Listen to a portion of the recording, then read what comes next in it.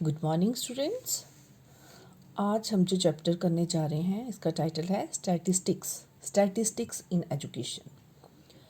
ये आपके subject education यानी कि क्लास 12 का ऐसा एक चैप्टर है जो बुक स्कोरिंग है। इसको अटेम्प्ट करके बच्चे ज़्यादा से ज़्यादा मार्क्स सिक्योर कर सकते हैं। ओके, तो सबसे पहले मैं आपको ये बताऊंगी बच्चों कि इसको आपने सिस्टमेटिकली किस तरह से करना है। वैसे तो ये यूनिट थोड़ा लेंथी है, जिसमें थोड़ा थ्योरी पोर्शन है, थोड़ा आपका मैथमेटिकली है, लेकिन आपने इसको एक सिस्टम से करना है। सबसे पहले देखिए, जो इसमें थ्योरी पोर्शन है ना आपका, उसमें आपकी कंसेप्ट ऑफ वेरिएबिलिटी आएगी। वेरिएबिलिटी का कंसेप्ट आ गया। नेक्स्ट, अब जो आपके मैथमेटिकली क्वेश्चन है, तो सबसे पहले जो इंपॉर्टेंट क्वेश्चन हमारा है, that is first question is range. Second is mean deviation.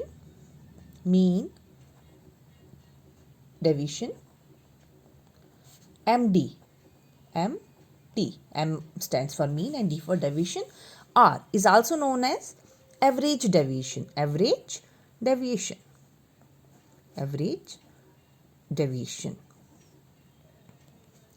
Now third question जो आपके सिलेबस में है, that is quartile deviation.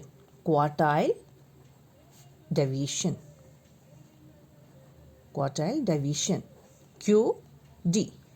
Q stand for quartile and D for deviation. Now fourth is standard deviation.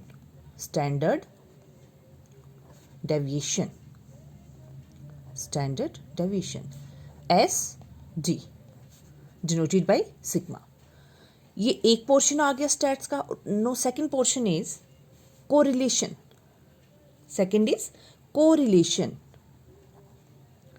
अब correlation में क्या है, ये सारा मैथमेटिकली, ये पोर्शन भी मैथमेटिकली है और ये जो अब मैं लिखूंगी ये भी मैथमेटिकली है। नो, कोरिलेशन में फर्स्ट है आपका कंसेप्ट ऑफ कोरिलेशन आ जाएगा। मैं वही पोर्शन लिख रही हूँ जो मैथमेटिकली है। नेक्स्ट क्वेश्चन इज कंप्यूट करना है हमने कोरिलेशन को, इसका कैलकुलेशन ऑफ कोरिलेशन, इसकी calculation.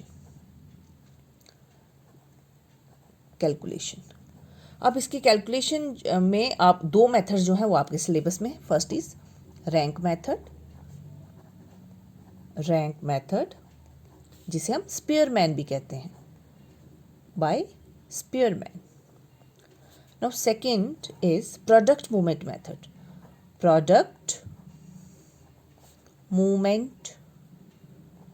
Method, Pearson, also known as Pearson method.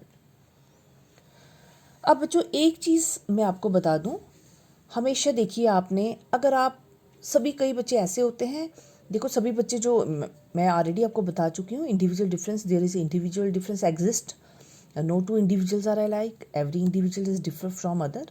हर बच्चा दूसरे बच्चे से अलग है, उसका मेंटल IQ अलग है, उसकी कैपेबिलिटी अलग है, उसकी कैपेसिटी अलग है, उसकी मेमोरी पावर अलग है।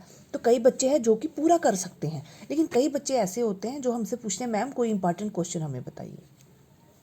तो बेटे इंपॉर्टेंट तो कोई नहीं है, बट एक टेक्ट है जिसके थ्रू आप ऐसे क्वेश्चन कीजिए कि आपकी अटेम्प्टेशन फुल एग्जाम में हो। तो उसके लिए आपको क्या करना है, अगर आप चाहते हो कि आप सभी क्वेश्चन भी ना करें लेकिन एग्जाम में अटेम्प्टेशन पूरी हो, तो उसके लिए आपने जो फर्स्ट पोर्शन है ना बेटे आपका, इसको कंप्लीट करना है।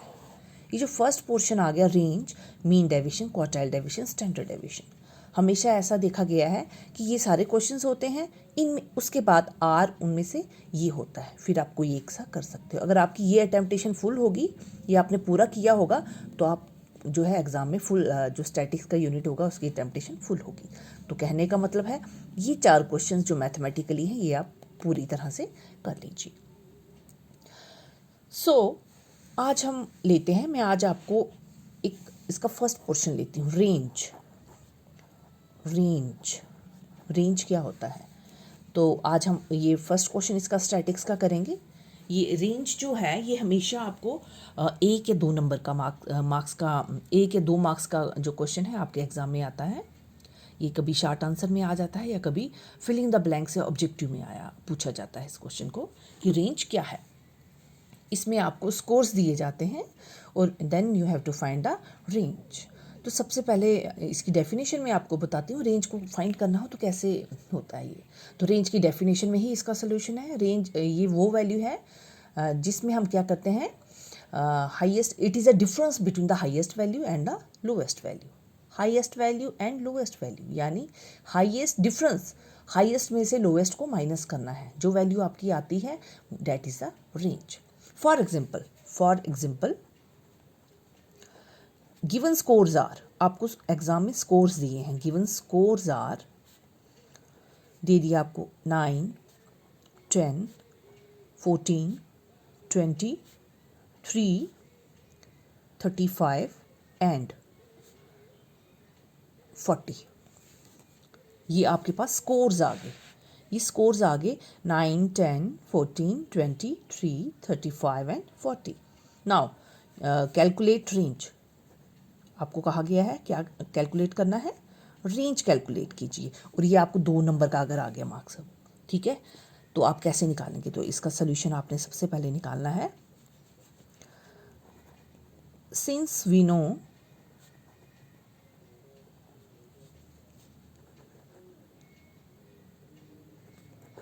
Range is equal to highest value minus lowest value, यानी range R is equal to highest H minus lowest L. ये इसका फार्मूला आ गया। तो अब आपने क्या करना है, अब आपने देखना है कि आपके पास जो स्कोर्स हैं इसमें से हाईएस्ट कौन सी है। तो हाईएस्ट इज इक्वल टू, ये देखिए हाईएस्ट वैल्यू हमारे पास 40 है, यहाँ पे लिख लिया आपने H 40 and lowest L is equal to, lowest कौन सी है 3, तो इसको लिख लिया L is equal to 3। Therefore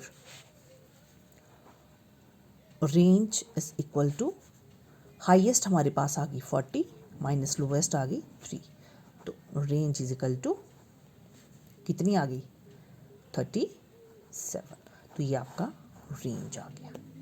ये कौन सा क्वेश्चन आ गया आपका, ये आपका फर्स्ट निकल गया रेंज की। रेंज को हम कैसे निकालते हैं, तो रेंज इसकी डेफिनेशन क्या है, it is that value which is the difference between the highest value and the lowest value. इसमें क्या होता है, यू हैव गिवन, आपको दिए जाते हैं स्कोर्स दिए होते हैं, इस तरह से एग्जाम में आपको स्कोर्स दिए होंगे। तो उसमें से आपने सबसे पहले हाईएस्ट वैल्यू को फाइंड करना है, then you have to find the lowest value. उसके बाद उनका जो डिफरेंस होगा, यानी हाईएस्ट में से लोएस्ट को माइनस करोगे, वो आपकी जो वैल्यू आएगी दैट इज़ योर रेंज। तो आज ये मैंने आपको पहला क्वेश्चन करवाया है, ये है आपका रेंज। तो कल जो मैं आपको करवाऊंगी दैट इज़ मीन डेविएशन। कल बच्चों जब आपको मैं मीन डेविएशन करवाऊंगी, इसके लिए ये मैथमेटिकली क्वेश्चन है बेटे, तो इसमें आपको खूब प्रैक्टिस करनी है। अगर मैंने ये क्वेश्चन करवाया है तो आप खुद से क्वेश्चन बना के उनको सॉल्व कर सकते हो। तो आज का रेंज हमने किया है, कल हम मीन डेविएशन करेंगे। ओके स्टूडेंट्स, इसकी प्रैक्टिस करते रहिए, और जितनी ज़्यादा प्रैक्टिस होगी उतना ज़्यादा आप इसको अच्छी तरह से कर सकोगे। ओके बेटे।